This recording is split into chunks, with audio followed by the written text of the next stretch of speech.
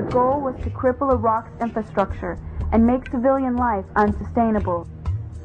We demonstrated the capacity of technology to cripple a country without ever setting foot on it in the Persian Gulf. It's important to recognize that because it goes hand in hand with the sanctions. When we merely say that we flew 110,000 aerial sorties in 42 days, one every 30 seconds on the average, 24 hours a day, we ignore what we really did. As officials said, the death toll was now 288, with many more to come. The trucks kept filling up and driving away, past waiting relatives who knew they might never be able to identify the bodies of their loved ones. The community of Almeria filled one of the first of many funerals with gunfire in sign of grief and fury, and with angry words aimed through foreign journalists. "My mother, she's gone," shouted this young man.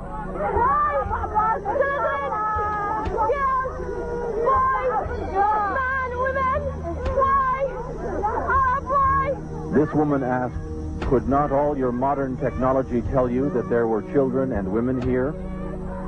Bill Blakemore, ABC News, in the Almeria district of Baghdad.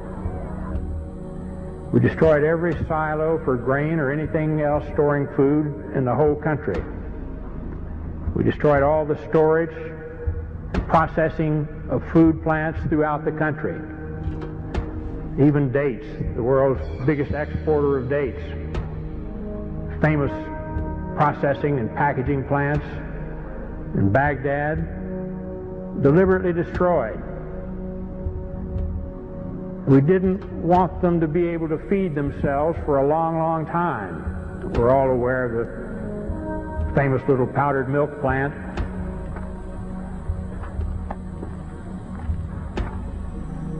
The United States government says that in this factory here you are making chemical weapons. Is that true? No, that's not true. They are lying. Because this is milk for children. This powder, milk of children. Nothing else was made? Only this in the factory? Yes, and you can see it yourself.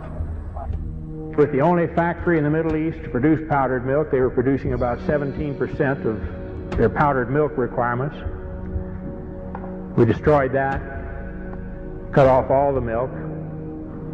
The malnutrition of the mothers immediately jeopardized all of the infants. 70% of the pregnant women, even today in Iraq, suffer anemia. The death rate for children has soared compared to 1989, the last year before sanctions. One of the biggest causes of death in Iraqi children today is diarrhea and dysentery due to the untreated drinking water. Iraq's water purification plants were heavily bombed in the war, and many that were repaired have broken down. The United Nations bans the import of spare parts and chlorine into Iraq to purify water. We saw the effects of this policy in the hospitals.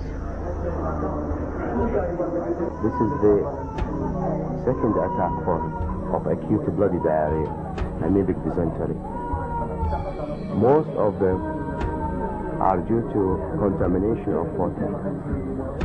Is malnourished, anemic, underweight with a developmental delay. Do you have tap water there? No. You see, the conditions of these children shouldn't happen anywhere, and it's caused by the sanctions the United States government insists upon.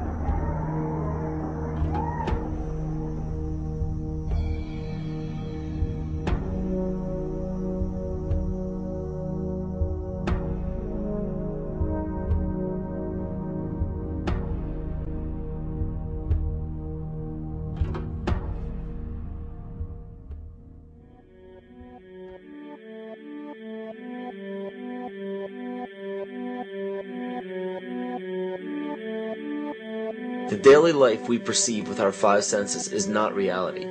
Quantum physics has shown that space and time are illusions of perception. Therefore, our bodies cannot truly be a reality if they occupy this space. Ernest Rutherford performed an experiment in Manchester that revealed to him the shape of the interior of an atom. Scientists were shocked to discover that the atom is almost entirely empty space. The question then became, how could this empty atom possibly make the solid world around us. Our true consciousness does not exist in our brains or in our bodies. But this illusion of our individual bodies, along with the misinformation of our true origins, has manifested the idea that we all think independently from one another. With this misunderstanding, it would seem impossible to scientifically explain telepathy, clairvoyance, spiritual mediums, and other phenomena dealing with transferring information between sources without physical means of communication. But when you understand that there is a common spiritual bond between all things in the universe, and that we are all part of one divine intelligence, no phenomena is unexplainable.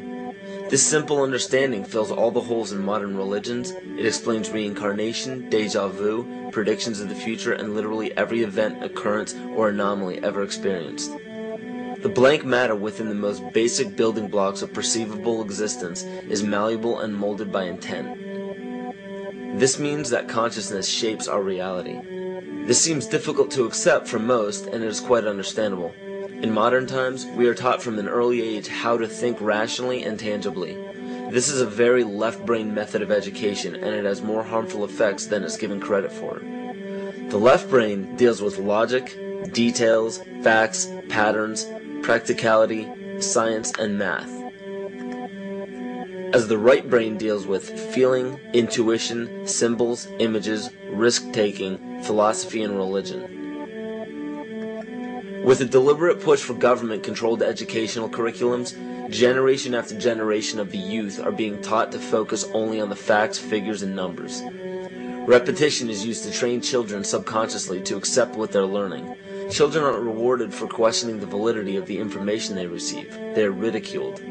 However, the children who blindly accept the information as true and merely regurgitate the information on command when it is time to take a test, those children go on to become the decision makers in our government, law, medicine, business, and every other occupation with power and prestige. The most detrimental effect of being pushed away from holistic thinking with the full brain into a strictly left brain thought is what is known as the suppression of the feminine. Every male and female have both feminine and masculine qualities. It has nothing to do with man or woman.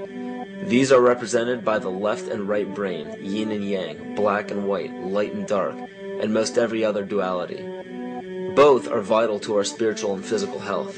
In ancient Egypt, the female was the rightful heir to the throne. The male she chose to marry became pharaoh. This depicted the goddess tradition that has been destroyed to make way for a patriarchal, male-dominated society we see enforced in every major denomination. In suppressing the feminine of every society and pushing the people to strictly left-brain thinking, the natural ability for humanity to feel earthly, cosmic, and personal energy became lost. Traditions that were passed on through shamans, witch doctors, magicians, psychics, and seers of all kind became outlawed and ridiculed and given a stigma of something out of a Hollywood movie. Every religion explains that we are children of God and have godliness inside of us.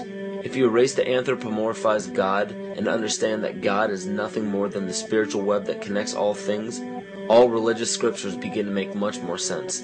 Our bodies are merely vessels to contain our spirit, to gather experience for the divine mind. This is how evolution is possible. It is scientifically proven that all species are evolving into more complex beings.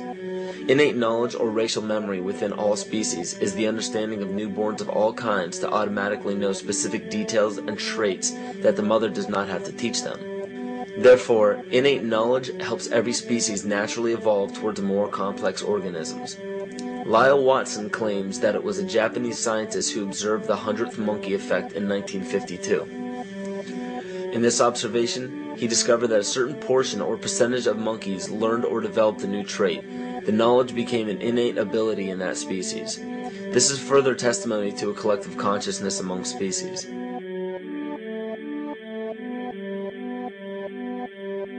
Everything in existence has a natural vibration to it, from our atoms all the way to the vastness of the universe. To show a simple connection between the earth and our bodies, take a look at our body's harmonic focal points, better known as our chakras.